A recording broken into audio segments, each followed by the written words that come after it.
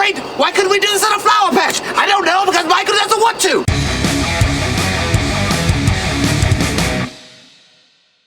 Welcome to New York.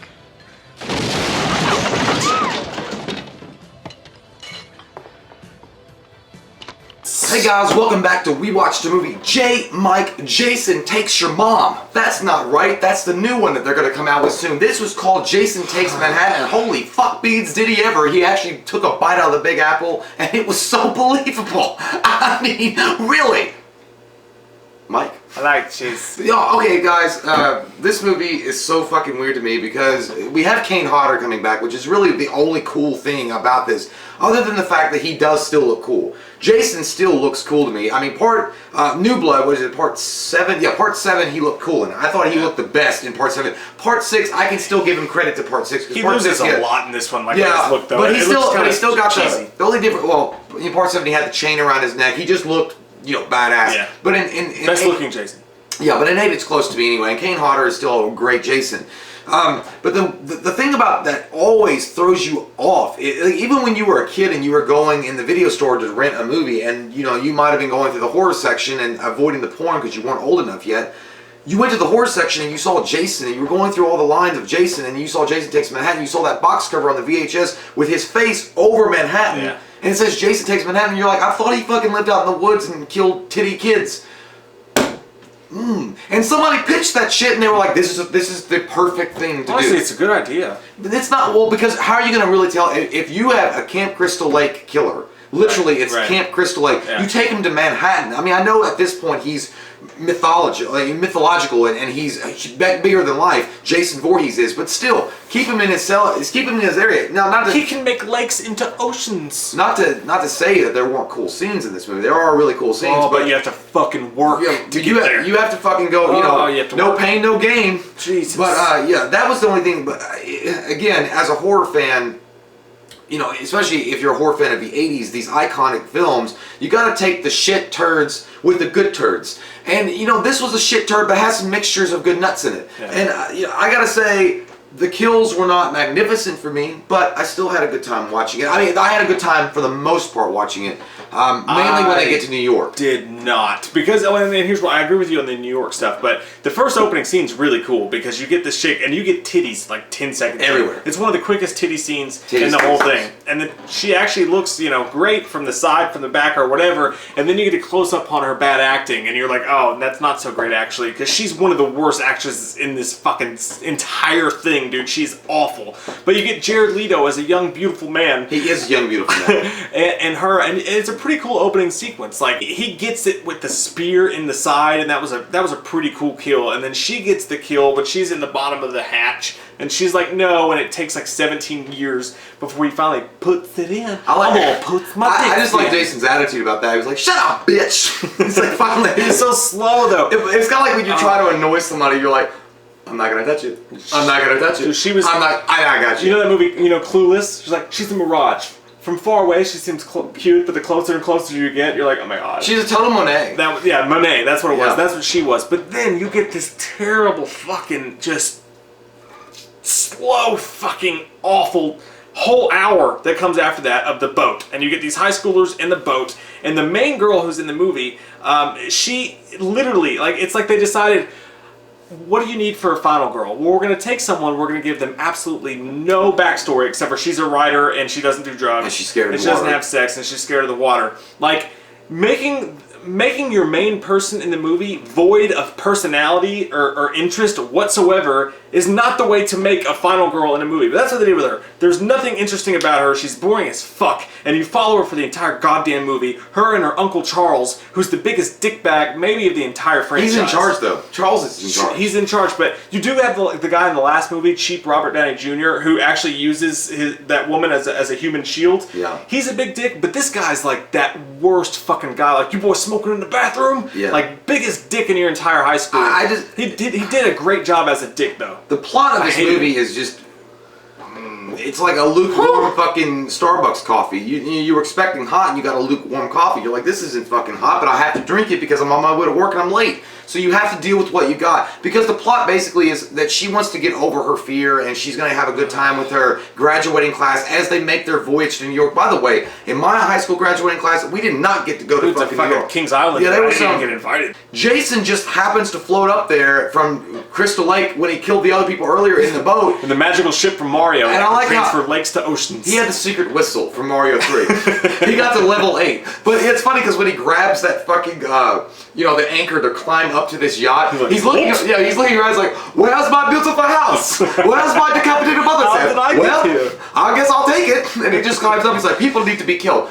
But, so that's how Jason even winds up there. He got flushed into this system to find out, to be on this boat. She's trying to get over her fears, graduating class, going to New York for their senior trip, and that's pretty much the basic plot of the movie. And in the meantime, Jason's going to slaughter some tits and ass while he's on board until they get there. But the kills fucking suck. It's terrible. Yeah, they're not good. It's another MPAA cut movie. Most of the kills suck, and the characters are terrible, and it's boring as fuck. There's Julius in the underground boxing club, which we'll get to him later, and then there's the prom queen chick, and she's doing coke. The Asian smart girl. With the Asian smart girl, and then you do get a fun kind of scene where she basically blackmails the principal by getting him to be like, what's this? I really want to address a really fucked up weird thing. That's always got me. Okay, so you have images or hallucinations of ghostly young Jason, right? Shit. So when Rennie, which is the main girl's name, Rennie is seeing young Jason, somehow they have a connection. They don't really explain it that much. It's again that psychic Jean Grey bullshit. Named after the director of Cliffhanger. Yeah, so you have this going on. That's stupid in of itself anyway, but the fact is, if you'll notice, the first time that she sees young Jason, or whenever the story is told by young Jared Leto at the very beginning, and you see Jason splashing in the water drowning as a young boy, he looks normal. He's not bald, he's got a full set of hair, he's not deformed in any way. It's not until later on in the movie when she sees more of him that he becomes more and more deformed with more and more bald head. It's like he's getting pissed. He's like, look, I'm fucking drowning and my hair's falling out and my eye went like... At one point, he's a fucking Asian kid in a mirror. I thought you were going to say that kid was Asian as fuck. I thought you were going to say he's an alien in the mirror. And he's smiling. He's like... Yeah. So, that whole thing was... I don't know what the Babadook was going on there, but something weird was happening. I don't know. Paramount really fucking dropped the ball on this. I have no idea what they were trying to go for, unless they were just like, I'm just done. Look, as somebody came into the boardroom at Paramount and they said, I want to make another Jason movie, I don't know. And they're like, I'm going to go to Manhattan. It's basically... I'm in. It's basically Jason 2, Cruise Control. Because here's what they probably thought.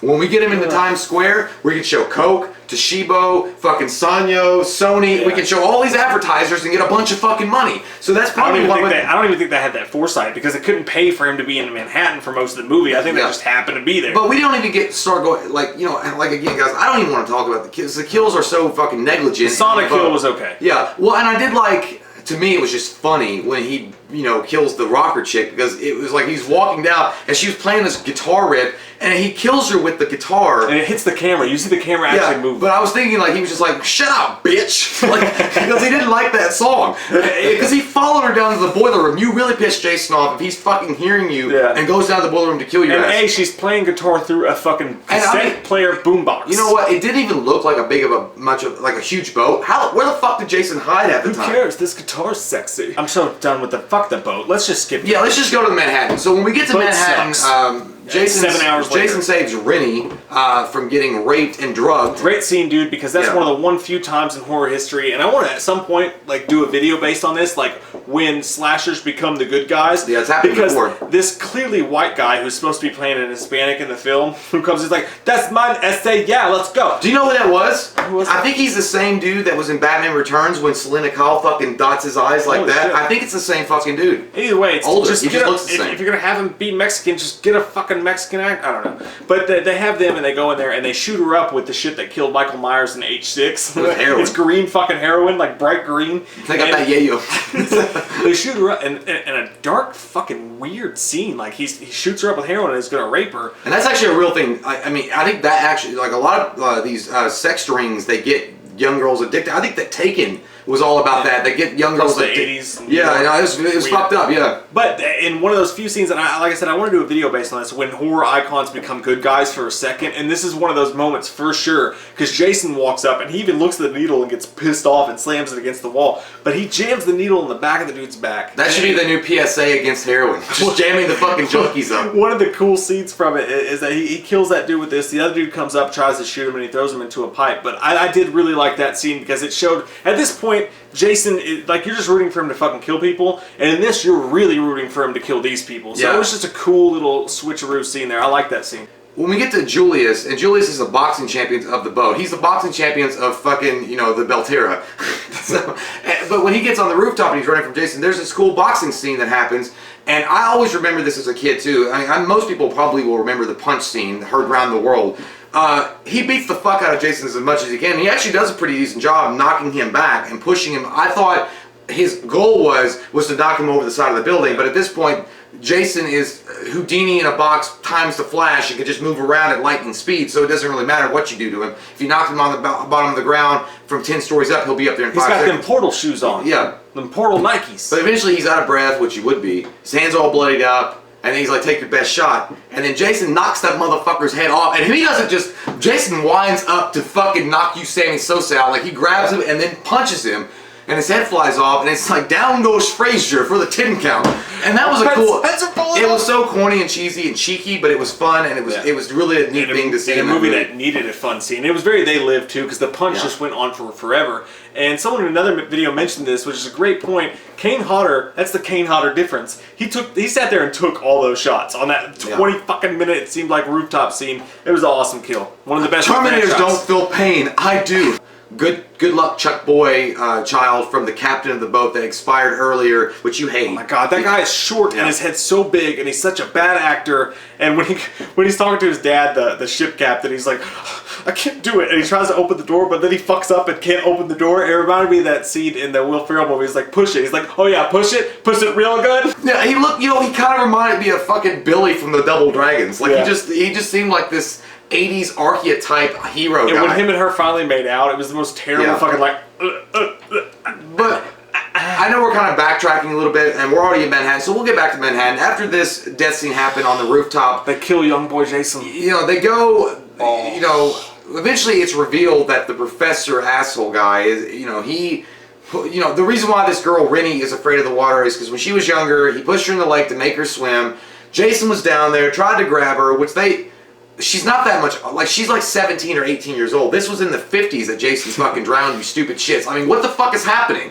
And so little boy Jason was down there trying to drown her, and that's why, and then she hates the guy now, and then Jason shows up to ruin the day. Way to bring up the confusing, nonsensical fucking origin story of Jason to begin with, and re-invite it to people to go, what the fuck? How's he still alive? Vortex roller coaster. Like, it's so crazy at the plot. They even follow. It's ridiculous. She imagines him, they're racing in the taxi or whatever, and she imagines him, and the camera zooms in on him 17,000 times. It goes, dun, dun, dun, dun. I don't know what they were going for, but it wasn't scary. The mom dies and no one fucking cares. Yeah, and no one. She's like, you drowned me when I was a kid. Your mom's burning alive 5 feet behind you, and she's like, remember the time you pushed me in the lake? But this is serious right now because I almost drowned, bitch. I wasn't wearing preserver at all. But yeah, so that happened, and then Jason shows up to ruin the day again. Rennie and her boy toy run away, and this is my favorite scene of the movie. I love the fucking boxing scene. I think everybody does. That goes without saying. So that's not my favorite scene, because everybody's going to say that's the most iconic, great scene of the movie, and it is. But my favorite scene, personally, is the scene where he gets old Professor Baghead, Bagpants, he's not Baghead, but Bagpants, and he stuffs him in... Pleated pants. Pleated pants. Pleats. Pleated. J.C. Penney. Look how much money I'm saving. Lots of pleated pants in this franchise. Loves that pleated. Pandering pleated to panda parts. Pleated. Pleats. Pleats. Parkers. Corduroy. But puts the motherfucker in a disgusting, like, you see this garbage can full of sludge, toxic waste with a fucking dead rat floating at the top, and stuffs this bitch in like stuffing crackers. And it's like, I'm going to stuff you. And he's like, and it's gross because the professor, to me, it's just so, he's always been clean and he wants to be all neat. And then he's stuffing this motherfucker in a toxic dumpster bin. Like Shaq dunking in the middle of Manhattan. He's like, Shaq, it's gone. No, not in my house. He's fucking stuffing the shit out of it. Stuff the shit out of it. I mean, to me, it was kind of a gross scene. It was gross. It was like Toxic Avenger. Yeah. But then it was like cool. It's one like, of the best kills, dude. And another Kane Hodder difference is at the end of it, you know that Jason wanted him to die more than anyone else, because after he dunks him in there, he throws his fucking legs into the wall, and then I just hurt my neck. Oh, fuck. Just to let you know that he hated him just a little bit more than anyone else. Yeah, I like that. And then from there we move on. We eventually get down to the sewers. Let's go. Before we get to the sewers, though, before we get to the real starts of this fucking movie, this shardy ass part where somebody shit the bed, we go to the subway.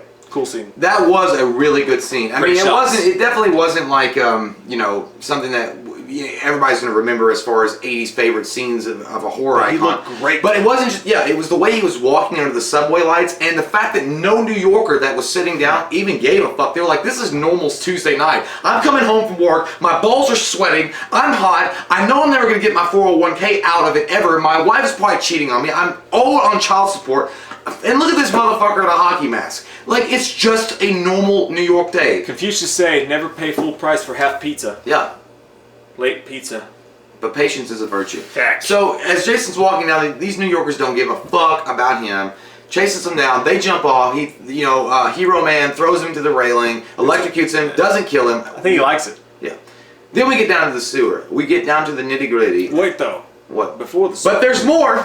Before the sewer, you get the iconic shot, which is one of the the Times Square saving shot. moments of the movie when he stands up and you get the full shot of Times Square in like a running camera moment that just I looks want that poster. fucking glorious. And then I like the biker guys. They look like the same dudes from Terminator. Bill Paxton and crew. I wish it was Bill Paxton. Hey man, and he just goes. And some people hate this and they think it's cheesy. I love it when he just turns around and goes. And on the other side of it, you get that Jason from a couple movies ago where he's smiling. He's like, he's like, do you know what I will do to you? I will cut you at your knees. Yeah, he lifts up his mask, and you don't see his face, but you know he's going. He pulls it back down, and they all run away. Amazing Manhattan scene. Like the whole movie was a jip because they promised you Jason in Manhattan with the "I Love New York," Jason breaking through sequences. But in that scene, it was really fucking rad. You finally got it for just a moment, and then you get the goddamn sewer. The sewer is really where the movie unwinds completely. The last kill of the movie is some poor subway worker that informs us that they're going to flood the sewer at midnight with toxic sludge. Wearing the exact same getup that they wear in Ghostbusters 2 when they're under the streets in New York City fighting the toxic sludge. It's like Bankman said, let me guess, all you can eat at the Sizzler. But yeah, and he's like, what do you, and he's going to lead the kids out of the sewer. Jason shows up, kills the fucker off screen with a wrench. You see a splatter of blood, then they're like, but the weird, this is when it gets fucking kooky for Cocoa Puffs. He knocks out Hero Boy, and then Rennie runs, and he chases her, and she finds this barrel of toxic sludge and throws it on him, and Jason takes his fucking mask off and goes, ah! Shout out to our Instagram, by the way, at We Watch Movie on Instagram. I just posted a picture of that today after I watched it, because that scene of him is exactly what it feels like to wake up at 4 a.m., hungover as fuck, and realize that you didn't drink the quintessential bottle of water before you went to sleep, because he was just like, fuck! Or like walking in on after your friend took a shit. And you're like, you said it was clear, it wasn't clear. But yeah, he does this, ah! And it's like again, I'm just thinking that just like she threw this clean, green, sludgy shit on me. She threw this Slimer Ecto Cooler on me, and I'm fucking burning alive. And Jason's drunk at this point. Like, she runs away after she does it. He screams. And he's running and screaming. He's bouncing off the fucking wall. Oh, fuck! Hero Boy wakes up, and I know he's got a name, I just don't care. And Hero Boy wakes up. Richard Grieco. Probably. Rennie, gets him. They start climbing up the ladder to get back to safety. Jason grabs him, and then the water's gonna come rushing down any minute now. Toxic sludge. Then he goes, don't let them drown me, my man. And water starts coming out of his mouth. He's like, ah. I'm like, what the where did that come from? It was a terrible shot. It was a terrible animation. It was a terrible makeup effect. And then, which I gotta be honest with you, I don't hate the makeup. I know everybody hates it. I don't hate the makeup. No, the makeup effects when he's like doing the like yeah, the whole thing, thing, like the whole thing. I know everybody hates it. I actually sort of like was creeped out by it a little bit, even though the whole scene's fucking stupid. Like, oh yeah, at 12 o'clock every night at midnight, New York, such a piece of shit. It's like Gotham City. The Joker just sends toxic sludge through everywhere. Like, I thought he took care of those balloons. Stupid.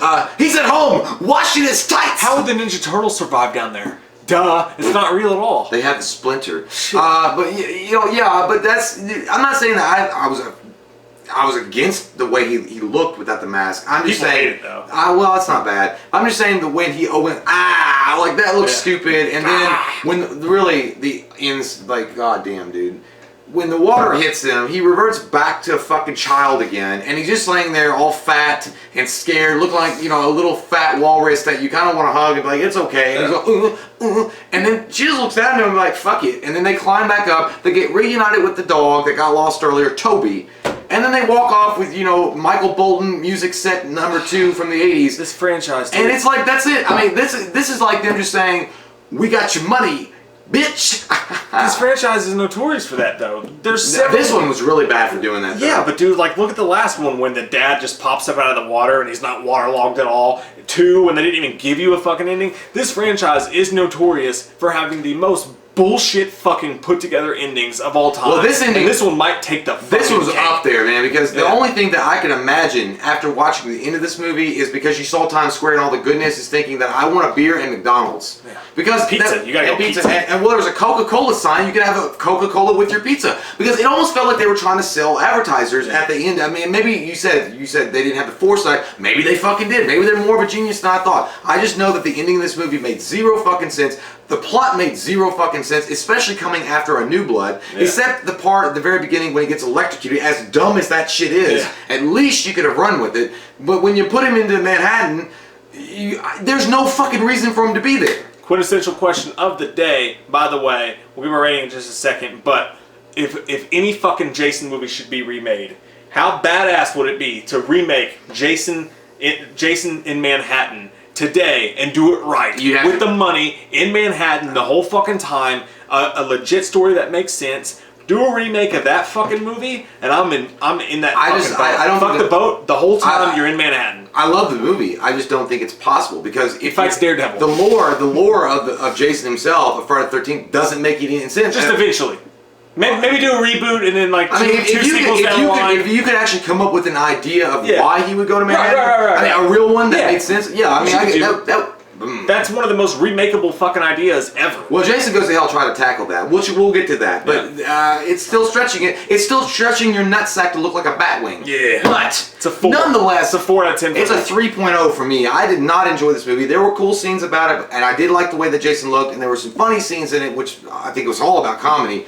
But at the end of the day, I think that this was a shit in your mouth, and they had nowhere to go. I mean, they literally had nothing to do with this. They wanted nothing to do with this franchise anymore, and that's sad, because it really felt like Paramount gave up. They were like, look, he's just a stupid fucking character. We don't give a shit about it. But yet you are that dumb not to understand there was a huge cult following growing up with this motherfucker and what it would bank for you later on. But still, at the end of the day, if you guys enjoyed it out there, I mean, if that's one of your favorite loves from the 80s, I could understand it because it does have an 80s feel. Yeah, it's huge 80s. So, but it's just not my favorite. I mean, I always liked the New Blood, and a lot of people hated the New Blood, but it's the most studio fucking wrenched film of the entire franchise for me. So comment down below, what are your all's thoughts? What would you think about Jason in Manhattan being fucking remade? Crazy shits, I know. But I want to see Jason Takes Colorado in the snowy Alps. Comment down below, let us know. We love your fucking faces, and we'll be back with the next Jason movie, Jason Goes to Hell. Oh God, how long have you been there? It's about your sex life. Jason, it's always there. It's terrible. We watched a movie. Yeah. We watched a movie.